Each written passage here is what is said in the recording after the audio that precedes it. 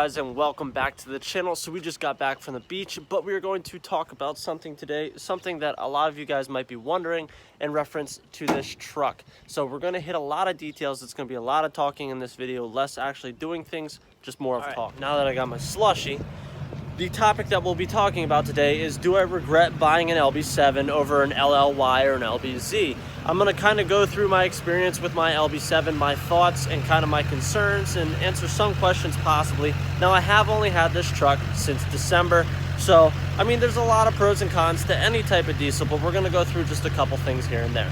But first, we haven't washed the truck in a while, and obviously going on a 4-hour beach trip this weekend, the truck desperately needs washed, so we'll quickly do that before we start talking. Can't not have a 5-inch straight pipe rev while you're in like an enclosure.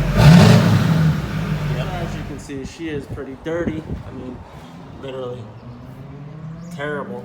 But this is my LB7 for those of you guys that don't know. Alrighty then. Like that's all of them. Anyway, so this is my 2002 GMC Sierra 2500 HD. I bought this with 141,000 miles, and we'll get into price and stuff like that here in a minute, but let's wash the truck.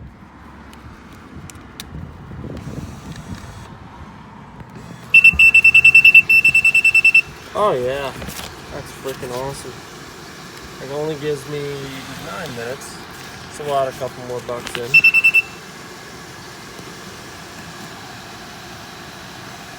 Oh, I was gonna say, you're not sure.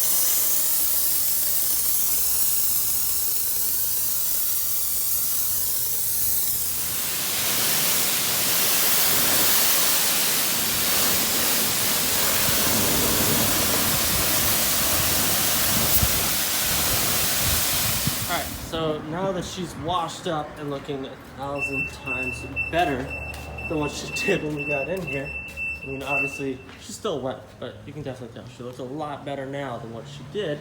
But let's talk about a couple other things that I have discovered with my LB7. All right, so first thing being first, I know when it comes to diesel trucks, everybody likes to see trucks rolling coal. That railroad track was really bumpy. Everybody likes to see trucks rolling coal. Now, granted, rolling coal sometimes is nice, you know, it's cool, whatever you want to call it. You know, when you're actually rolling coal, you're literally just straight up sending fuel through your exhaust pipe. But anyway, that's just a waste of money in my eyes. So a lot of you guys always ask, like, why don't you tune it, roll coal and stuff like that? Well, that's why. But when you hear the term or the motor LB7 Duramax, most people that have an idea of Duramaxes, the first initial thought is injector problems. All right, so when it came into purchasing my truck, I was kind of torn. I wanted to get an LBZ. I wanted to get an LBZ in the worst way. The price difference around here in central Pennsylvania is almost double, which is crazy to think about. And I know this is a 2002. You could buy an LBZ in 2006. 4-year difference, but double the price. But you do also get what you pay for. So with that being said, whenever somebody wants to buy a diesel pickup truck, my best words of recommendation for anybody is make sure you have cash set aside. That is the best thing that you can do. And when I say cash set aside, I don't mean like have like $200 set aside for repairs whenever you need it. I'm talking you should probably have at minimal like $2,000 to $3,000 saved up at all times because you own a diesel. Owning a diesel is very different than owning any other vehicle. Now, I kind of have 2 vehicles that are kind of a pain in the ass to maintain, which obviously having a Subaru WRX and having the Duramax, especially having an LB7. You know, the biggest thing that you can do is stay on top of maintenance always. That is the biggest thing that you can do when owning a diesel truck, because you're only going to hurt yourself in the end and make your bill larger. In my case, I could have bought an LBZ. I was looking at a couple different LBZs that were in like the 24 to 27, 28 range, and they were super nice. But the mileage was the same as what I got this for. For some reason, here in Pennsylvania, the LBZs, the price of them is just absolutely ridiculous. It's skyrocketed. It's crazy. So I picked this truck up knowing that I had money set aside for injectors if I needed to get injectors, and I only picked this truck up for 11 grand. Now, with the purchase of my LB7, obviously only getting it for 11 grand with 141,000 miles, that was a decent deal. I know a lot of you guys can say we got our LB7s for so much cheaper and yada yada yada. In comparison to everything around here, mine was really cheap. And I talked him down quite a bit, to be completely honest with you guys. I got him down like $2,500 off of his asking price. My thought process was, okay, I only paid $11,000 for this truck. I knew it was going to need injectors at some point. I knew that. I had money set aside. I'm good to go. You know, right now, the biggest thing I have right now is I do have a little bit of blow by. Now, this truck obviously is not tuned. It is a bone stock other than a 5-inch straight pipe. Which I don't feel like that has any type of performance hindrance or anything like that. Other than a 5-inch straight pipe, this truck has nothing else done to it. There's a reason for that. When it comes to finally tuning this truck, which is going to happen, this truck will be tuned, I did not want to tune it on stock injectors and speed up the process of having to replace them.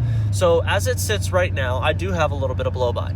So I'm going to try a little bit of injector cleaner. It's going to go into the shop, and they're going to run the balance rates and stuff like that. My guess is most likely I have an injector cup or just an injector in general that needs replaced. You know, whether it's just one or two or whatever the deal is, you know, I do feel as if they do definitely need to be replaced. It's not like the truck is hesitating or anything like that, but the blow-by does scare me, and obviously if it's not the injectors, then I have to worry about piston rings and other things like that. But for the time being right now, I have a chunk of change, a large chunk of change that I'm sitting on that I could pay for these repairs and not have to scrounge and run around and take a loan out to try to replace the truck.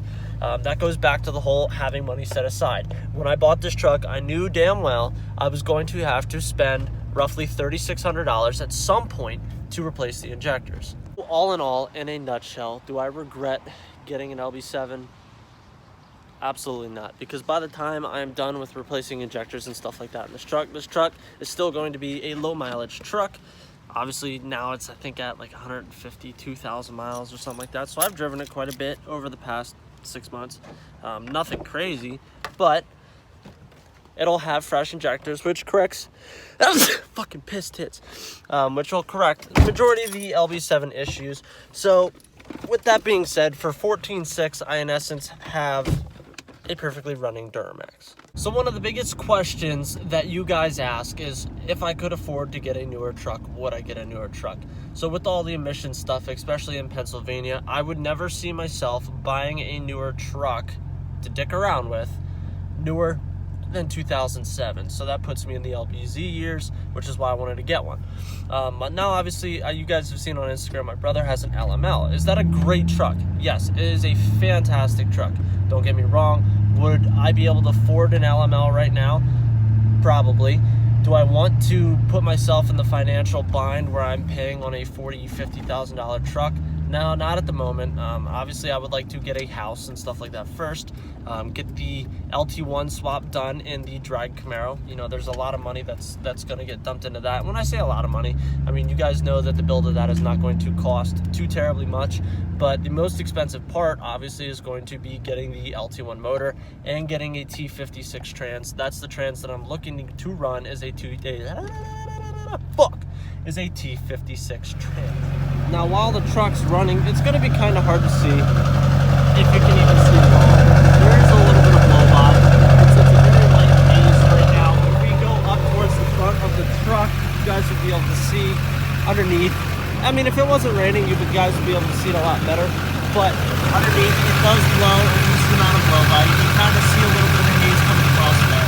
If this was your first time watching a video on my channel, I hope you guys give it a big thumbs up. Continue to watch the process of the LB7 Duramax and the 1988 Camaro, the 92 Camaro that's getting LT1 swap. Do not forget to hit the subscribe button down below.